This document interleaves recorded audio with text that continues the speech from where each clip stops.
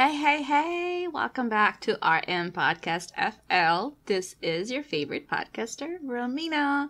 I hope everybody's having a great and an amazing day so far. And I want to thank you guys for reaching out and actually giving me some great feedback for Tuesday's episode. It was with one of my very good friends, Anna Ramos. Like I stated on the episode, me and Anna met a while back while we both work car dealership. And the interesting part with that is that me and her were so devoted to our job. We had, in Atlanta, we had 17 Toyota dealerships at the same time within a 100-mile radius. So we did not let that bother us. We just went out there and we just killed it. So I'm super duper excited to still keep the friendship with Anna, and she's one of my favorite people out there. Often one thing that we do, me and Anna, we text each other randomly and we say, what are you grateful for today? And it's really interesting to see each other's response for like the day-to-day basis. Or we would ask questions of, what are you most scared of?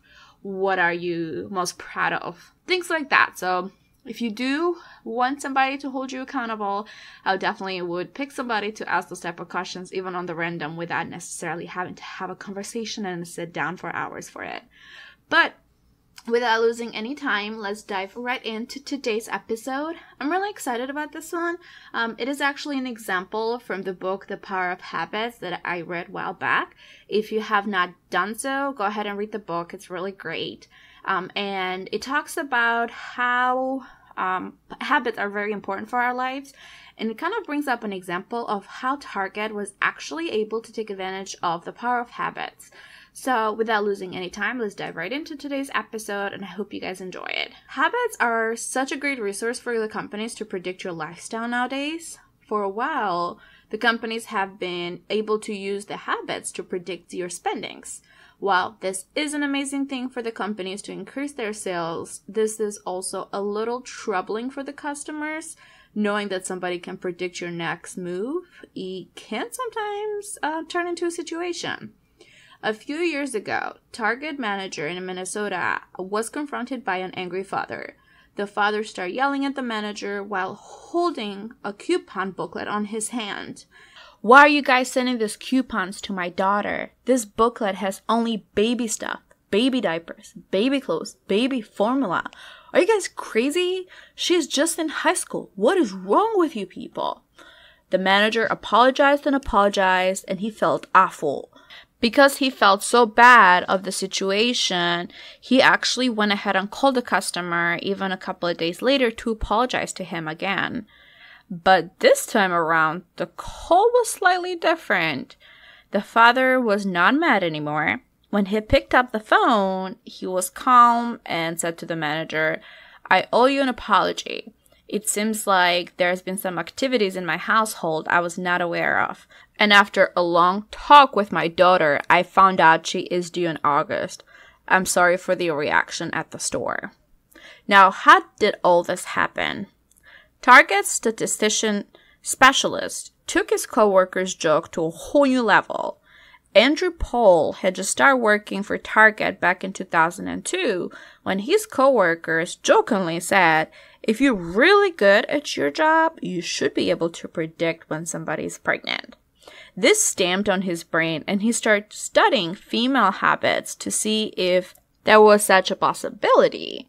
He wanted to predict, and he really wanted to see what he could do to find out if such a thing could be predicted.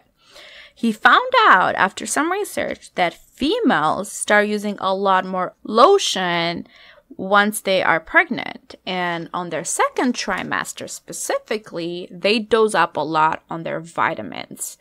And for the females that are on the first stages of pregnancy, he would notice that they would stop purchasing hygiene products out of nowhere. If they had like a monthly cycle, that would just stop. So to better track each customer, Target assigned a client ID number for an individual, and based on their card number, debit card or credit card they used to pay at the checkout station, they would start signing up for people for promotion or loyalty offers, and this way they could go ahead and get their addresses too. The Minnesota incident was the wake-up call that the research had actually been successful. Andrew not only was able to predict their pregnancies, but also he was sending coupons to the customers for stuff that they needed. There was a problem though. The coupon booklet was making it very obvious that Target was up to something, and to avoid another mad-father situation, Andrew and the marketing team got together and applied some changes.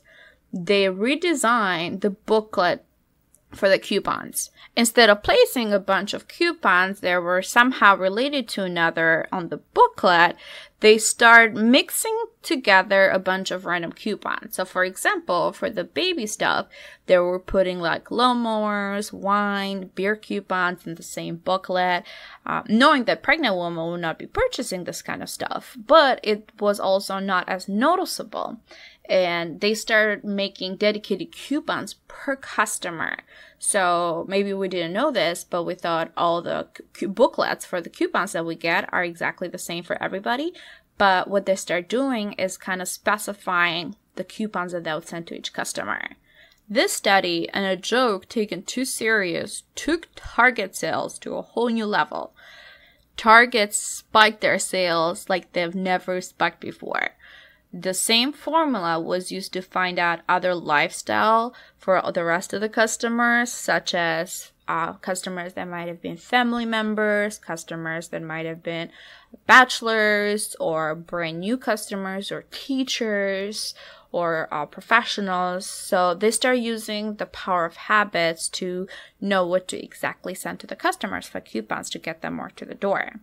And I mean, the power of habit is so strong that it allowed Target itself to increase their revenue by billions.